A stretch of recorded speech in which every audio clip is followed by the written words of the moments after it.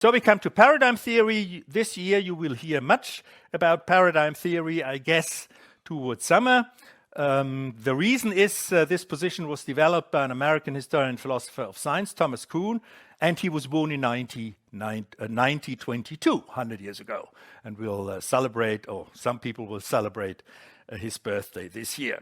He died in 1996. He got a PhD in theoretical physics in 1949. And in the 1960s, he wrote this very, very, very famous book, The Structure of Scientific Revolutions, University of Chicago Press, 1962. The theory is called paradigm theory because he, in a sense, not literally, but he brought the word paradigm into currency. So this is now a household word, and the politics has changed. You said there's a paradigm change. That was absolutely impossible before Kuhn. So Kuhn made this word fly, as one says. All right. Kuhn was indeed one of the most important philosophers of science in the 20th century, with a stunning career. So if your career as an economist or philosopher follows this path, congratulations, starting in Harvard, Berkeley, Princeton, MIT. Well, this is not too bad. I mean, NYU might be added today, but not at this time. All right. So paradigm theory is, and now I'm going to characterize paradigm theory, what it is primarily descriptive theory. Right? The theories we had before were normative theories, but Kuhn tried to have a descriptive theory, and it was concerned with the basic disciplines of natural science. This is very important. With the basic disciplines of natural science, and that means not the applied disciplines, not applied physics or applied chemistry, but the basic disciplines, physics, chemistry, astronomy. This is where his main examples come.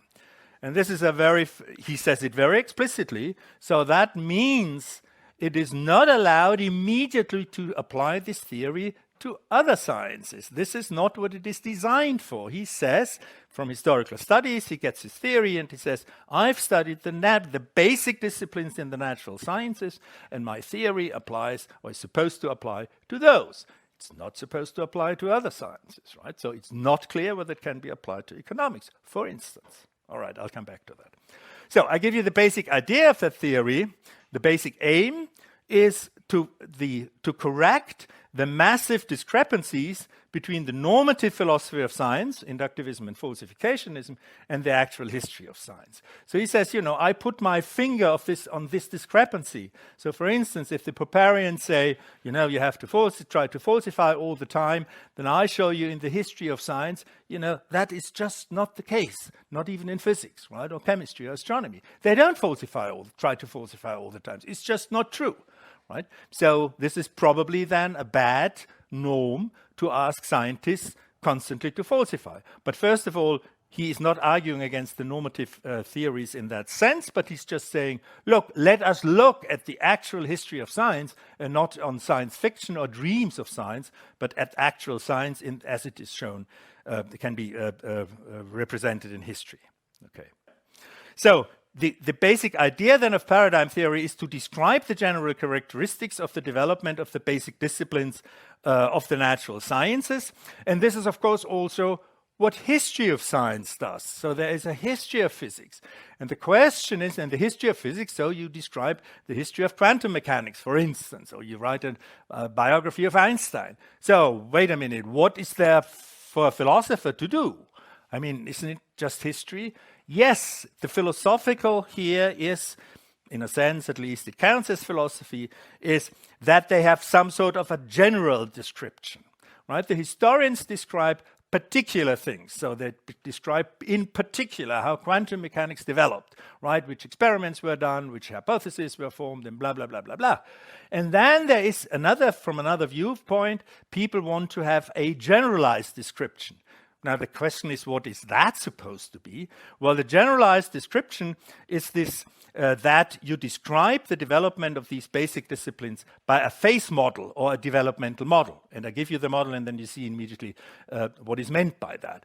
So one has to see, first of all, this is not just history of science, but it's a philosophical consideration of the history of science, right? And why is it philosophical? Well, it's more general. Whether that's a good sign for philosophy, I don't know, but this is the case in this particular situation.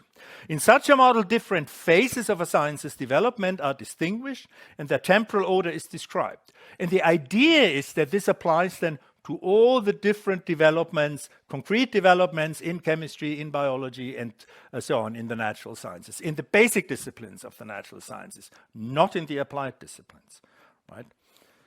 Okay, in each phase, such is the content of the theory, science is practiced in a specific form. Now, this is very abstract, and we go there immediately to this model.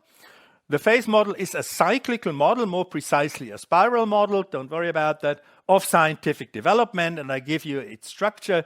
Its structure is this. So, what we do here is we start with a certain, oops, do I have that?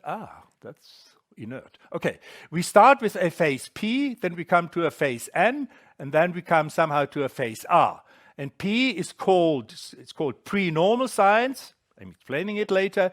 N stands for normal science, and R stands for revolutionary science. So we have different phases, and we start from one phase, and then we come to a second phase, and then from N to R, and then back to N. Not really back to N, but to a new form of N. You should understand that in the following sense. So we start with P, and then we come to a first phase of normal science, N1. And N1 leads to a first phase of revolutionary science, R, and then R1, and then from R1, a new phase of normal science, N2 is reached, which in turn leads to a new phase, R2, etc. So it's not really a circle, coming back, but it's a sort of, spiral. So, okay, is that understood? It's fairly simple. So it says, but this is what is then called the structure of scientific development. Right? This is, you see immediately, this is supposed to be a general structure applying to many different episodes in science and to many different disciplines in the natural sciences. And therefore, it's different from what the historians of science do. As I said, they describe concrete single developments. So, but this says this is the general model how science works, science in this sense of the basic sciences. And now I got to explain to you what are these different phases according to Kuhn, and why is it so that from one phase we come to the next phase. Phase models are very, very exist in many, many different disciplines. So in psychology you have, for instance, life phase models, and in many, many other disciplines. Phase models is something very general, and it's applied here to the development of science. So we have first prenormal science, that's so to speak the starting point. And in prenormal science, a scientific practice is there which is not very structured, that doesn't say very much, but in which various schools compete. This is very important. So in prenormal science, you have a competition of schools. You don't have a consensus all over the whole discipline, but you have various schools that are in competition. And they try to analyze whatever their subject matter is from various viewpoints. They have different fundamental viewpoints about the subject matter.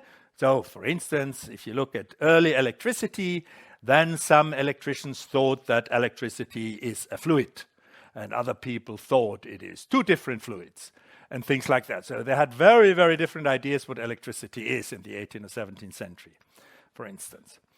And some disciplines remain in this state, and the example is, for Kuhn at least, the social sciences. In the social sciences, you find this competition of schools. So if you look at psychology, political science, sociology, and many others, there you see there is a competition of schools, and that is somehow different from the basic natural sciences, where in many cases you have a consensus. There are not schools anymore. So if you are in biology now, there is just one big theory, evolutionary theory, and there are not competitors to evolutionary theory. I mean, there are some at the fringes, there are very, very few. They aren't taken for seriously. Whereas in sociology, of course, you do have different schools, and they are taken seriously, and they publish books and papers and everything. So, this is the situation. Now, the transition to normal science, as Kuhn calls this phase, happens when one of the schools produces an extraordinarily convincing solution to some of the fundamental problems of the field. So, these schools compete, and then we have a situation where one school is extremely successful. So for instance, they say, wait a minute, we have a specially good solution what the nature of electricity is. Namely, it is two things, plus and minus, and if you have the laws, how they interact with positive charges and negative charges, then we can build up electrostatics in a way very different from the other schools. And we are much more successful, right? So there is a fundamental epistemological aspect. That is, by the way, epistemological aspect is not in your slides. I added that because I read it before I gave the lecture. Such that the members of the other schools join this school. You know, this school is successful, it solves problems better, and that has a social consequence. So that's a sociological aspect, that people run away from one of the schools, you know, from the other schools, and say, no, wait a minute, they are much better, and progress is done there, and there doing science is much more fun. Therefore, these other schools simply dissolve more or less. Not completely, but more or less they dissolve, and the last ones only die, and then the school has disappeared. This is what Kuhn says, the transition to normal science, and normal science, I'm characterizing it later in more detail, is just where you only have one school left. Why? Because people of that school were so successful. Successful both in the epistemological sense, they solved certain problems, and that epistemological sense concerning the knowledge had the social effect that people from the other schools joined. You have that even today, not even today, you have that today also. If one school, wherever it is, or one model or whatever, is especially successful, of course, people want to move there because they want to be successful in their science. Okay. And the solution, this extraordinary solution, must be such that the fundamentals of the field now seem to be clear. For instance, in electricity, that they say, look, forget about all these discussion about the nature of electricity. It's just two kinds of electricity, plus and minus, with certain properties. So it seems to be the fundamentals are clear, and that further research can build upon them. That's again an epistemological aspect. It's not like in other domains, that you say, oh, we solved it, wonderful, okay, now we can go to bed. No, the point in science is if you have a success, for the success it counts, can I build further research on it? Scientists are forward-looking, they want to do research, they want to find out something. So everything is evaluated according to the possibility of building further research on it. And this is exactly what the hope is once you reach this normal science, that this new fundamental solution of some problem promises success in the future. Now, normal science then is a scientific practice that is characterized by a consensus of its practitioners about the fundamentals of the field. Why? Well, this is the school that survived, and the other schools died out. It's a sort of selection process, and the other schools are just dying out because no one thinks that this is really good hope to do interesting research. And this can be now, this form of scientific practice can be described as follows more specifically. And of course, one can talk for hours and hours on that, but I just give you a few hints here.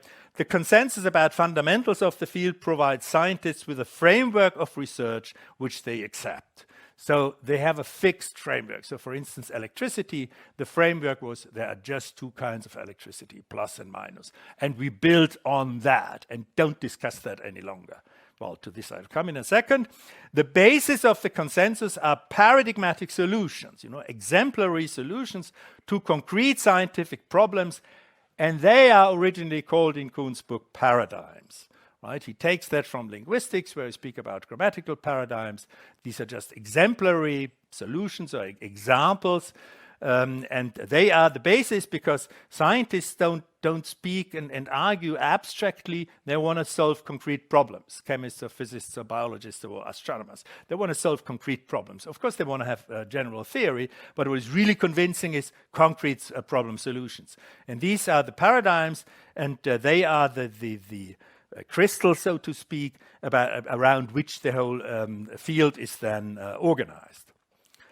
Central concepts of a field are not introduced by binding definitions. That is also something rather new. It's not that the central concepts what we usually think in the Western tradition. I don't know how this is in other traditions, whether they also think in terms of definitions. I don't know it. I simply don't know it. But in the Western tradition, that has been for 2,500 years. A concept is only clear if you have a definition. And what Kuhn says, look, this is not the case in science. Central concepts are not mainly introduced by binding definitions, but they are learned with the paradigms and their further applications. So you study these concrete solutions. If you say, wait a minute, I don't understand what is negative electricity, what is positive electricity, you're not getting a definition of that as the main means of teaching you, but it's shown to you how you use positive and negative electricity to solve concrete problems. Right? And there you learn how the concept functions. You don't learn it from the simple definition.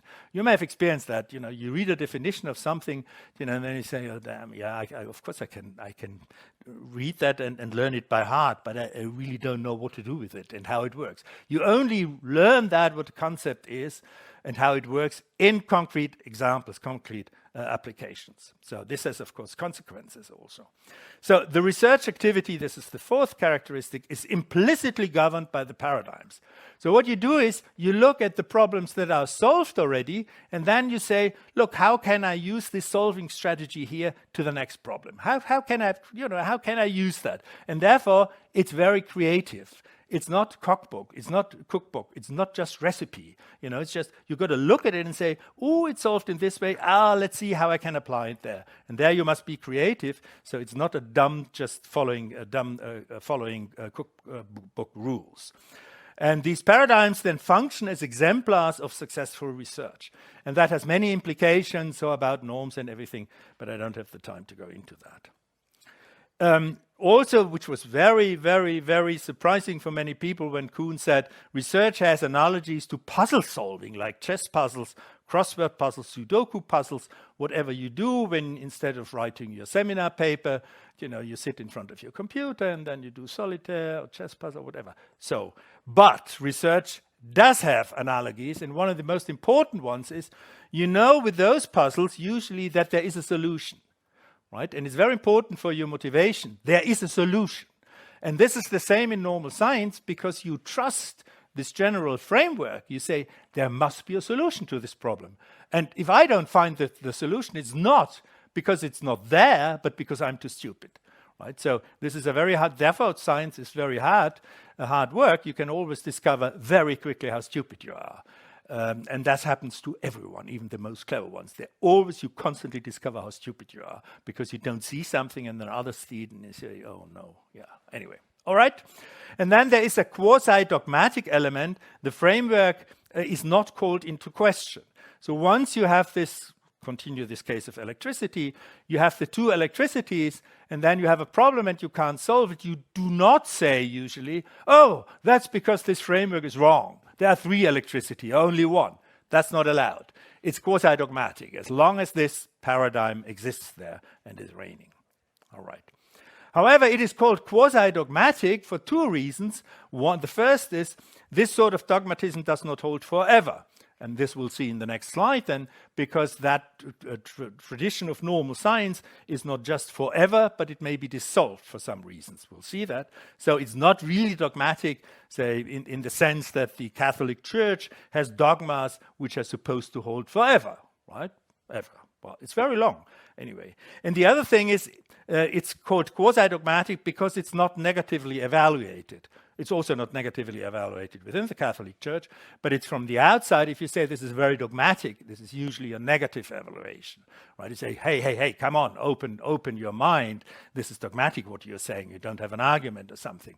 And this is, in this particular case, there is a kind of dogmatism, but it is not negatively evaluated. And this is, so to speak, the weapon, in a sense, against the Popperian ideas that you have constantly to criticize. No, you don't have constantly to criticize, even in science. Once you've got a good framework, don't criticize the framework all the time. Don't do that. That doesn't lead anywhere. But work with the framework. But this is not forever. And there is a transition to what is then called revolutionary science.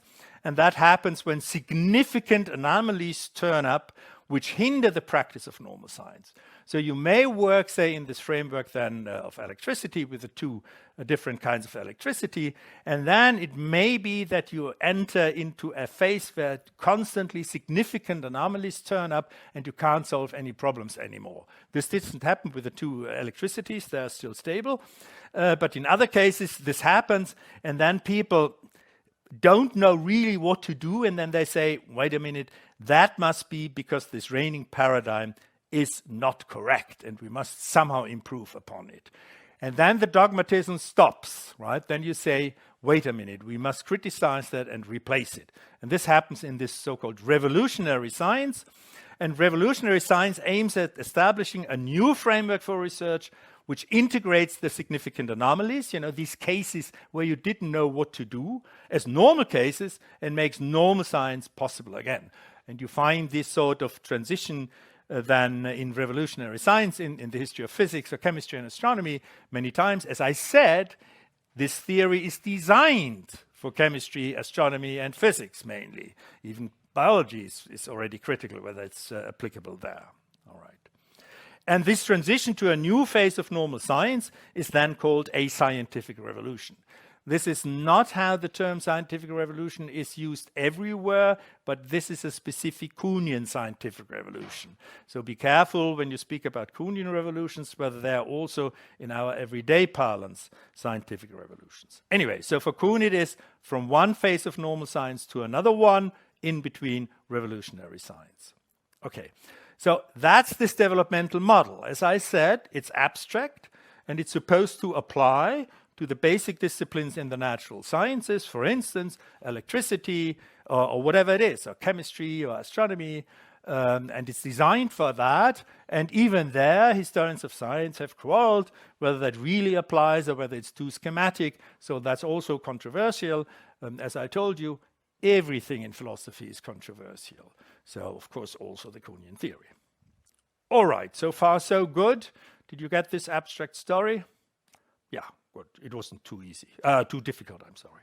Yeah, so appreciation in economics. So people said, wait a minute, that's interesting, right? We want to apply that to economics.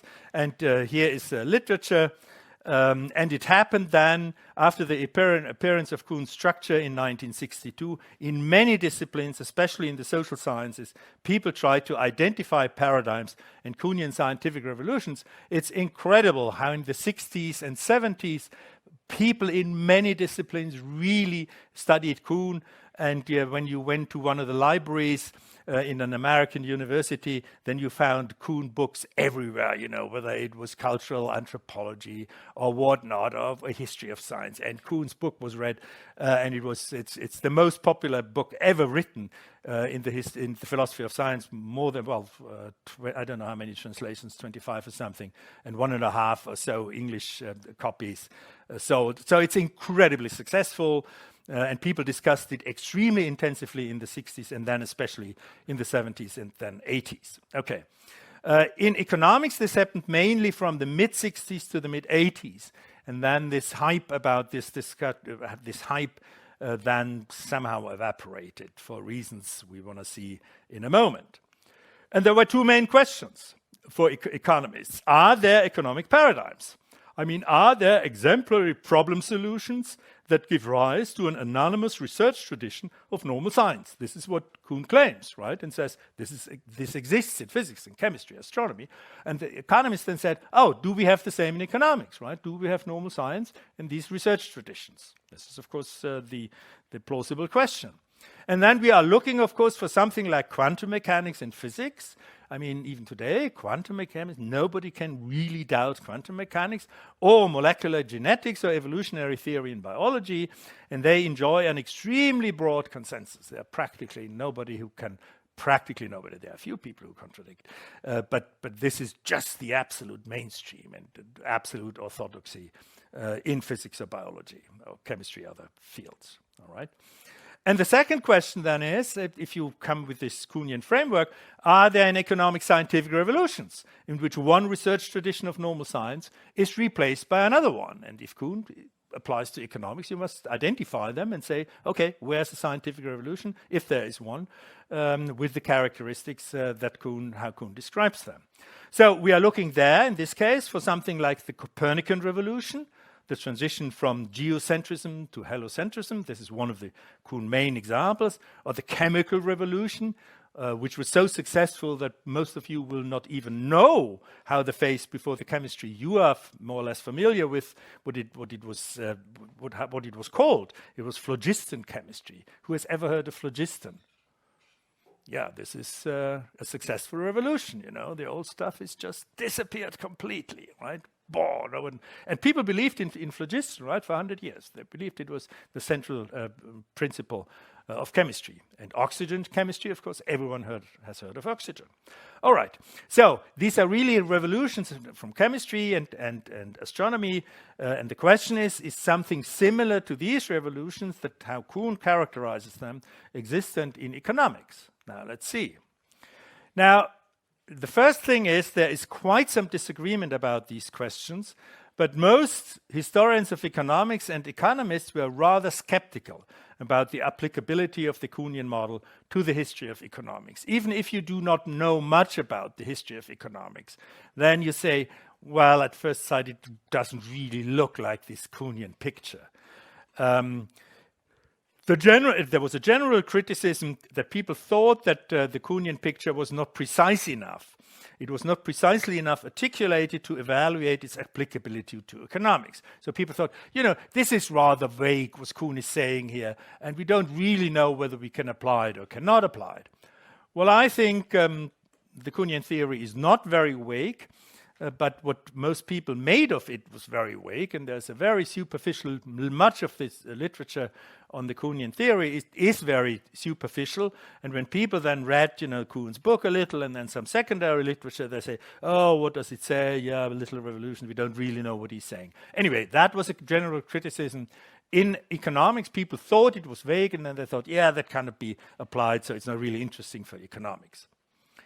And then the next sort of criticism was, so that the missing applicability, that people said, look, if you look at economics and then we try to find normal science, what we find in economics, if you look even superficially, orthodoxy in economics is always faced with heterodoxy. I mean, everyone knows, just a second, everyone knows there is a heterodox economics, right? Whether you know anything about it, but it is there. But if you look at physics, there is no heterodox physics, right? Almost nothing. But it exists in economics, and that means then that the Kuhnian picture does not really apply because the traditions in economics are not that dominating as they happen to be in the natural sciences, right? Where, for instance, evolutionary theory is so dominating, there is no heterodox evolutionary theories. It's all dead by now. Yes? I have a question about the slide The before. slide before. Oops. Let me see whether I can work back. Okay. So, would it be possible to answer the second question with yes when we can't answer the first one with yes? Oh, yeah. Well, not necessarily. It could be that economics just has one paradigm and then never underwent a revolution because they were so happy with their paradigm. Right? Could be. If there are no paradigms, then there also can't be any scientific revolution. No, wait a minute. It's a precondition to have a revolution that there is a paradigm. But having a paradigm does not imply that there will be a revolution. But it's a precondition for the scientific revolution. Yes, it is, in the Kuhnian sense, because the scientific revolution is the change from one normal science to the other one. Normal science is defined by paradigms, and that is defined by paradigms. So there must be a paradigm change in between. Okay? Right? But it could be that economists said, well, we discovered classical economics, and the classical economics, and these little changes are just nothing special. So we discovered it, and then we are happy with that paradigm of classical economics, and that's it, right? And no revolution. This, in principle, is possible. Okay. All right. So The point is, and this is something which Kuhn discovered in the late 50s when he was in an interdisciplinary institute, and there were sociologists, economists, and physicists and others, and then he said, oh, wait a minute, it's really interesting. The physicists really have a sort of consensus about fundamental things, and this is what is missing in the social sciences. So if you have social scientists or even economists, then, they quarrel about their fundamentals somehow, and the physicists don't. They usually don't quarrel about, say, quantum mechanics, or the biologists don't quarrel about evolutionary theory. They do have a consensus. And therefore, there is something different. And also, if you look, say, at contemporary economics, I mean, there is really books about heterodox economics and lectures, and the student community here tries to have plurality of economics. Who would say we need more plurality in physics because we need an alternative to quantum mechanics? No one says that, or to chemistry or so. In these basic disciplines, not in the applied disciplines. All right. So regarding revolutions in Kuhn's sense, there were widely divergent positions, and that possibly answers partly your question here, among economists and historians of economics. And some people said the revolutions in economics are not of the Kuhnian type. The marginal, the Keynesian, or the formalist revolution did not replace the preceding traditions, but rather integrated them. And the picture people got from Kuhn was that in a Kuhnian revolution, the older tradition is really replaced. Like the case of phlogiston chemistry, right? They were so successful that today almost no one knows of phlogiston chemistry, but it was, as I said, for 100 years, the tradition in chemistry. And people say, look, if that is not what happens really in economics, it's not really a complete replacement of the older theories, but somehow they survive, are integrated and whatnot, and therefore the Kuhnian model doesn't really fit to the bigger changes that happen in economics. Whoops, what was that? Oh, here we are. And other authors had a different opinion. They said, yes, there was a Kuhnian revolution, but there was only one.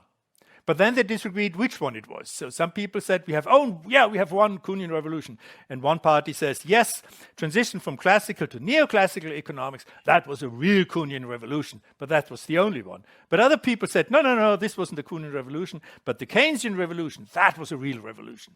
So you see, again, people couldn't agree, even those who said there's one Kuhnian revolution, they didn't agree about which event was a Kuhnian revolution.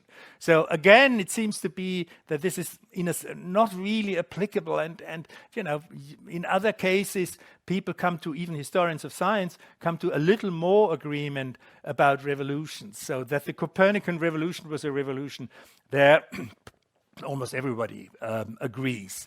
But in economics, this doesn't be so easy. And other authors claim that there has never been a revolution in economics in the Kuhnian sense. There's too much continuity, they're saying, right? Of course, there are changes of sorts, but you can't describe them in the way that Kuhn describes the revolutions in physics or chemistry or astronomy, but it doesn't really apply to economics. And when you see this disagreement about these things like normal science or revolutions, then people have reacted, namely that the Kuhnian model does not really fit economics. That's ascribed to the fact that economics is a social science, and that is markedly different from the natural sciences. It's just, one of the most, usually the most common things is, in the social sciences, the subject we are studying, there's intentionality, right? There is people wanting something, right? And that's absolutely fundamental. And that doesn't exist in chemistry or in physics or in astronomy. The subject matter, whatever it is, this material stuff doesn't want something, intends something. And the social sciences have to do with human beings, and human beings have intentions. And therefore, it's a fundamentally different subject matter. That's the standard argument, right, that many people use, and it's certainly not completely wrong. But it may be that this is a little different, and another argument is possibly more important for the difference between the social sciences and the natural science. This is that that the systems you are discussing, they are in interaction with the economic political system that's outside of them. So you always have in the social sciences open systems that are in interaction with the society that's around it. So if you do, unless you do world sociology, then you have no environment. But you have, of course, if you look at economics, of course, you have the political system interacting with economics as a science, and you have influence from politics.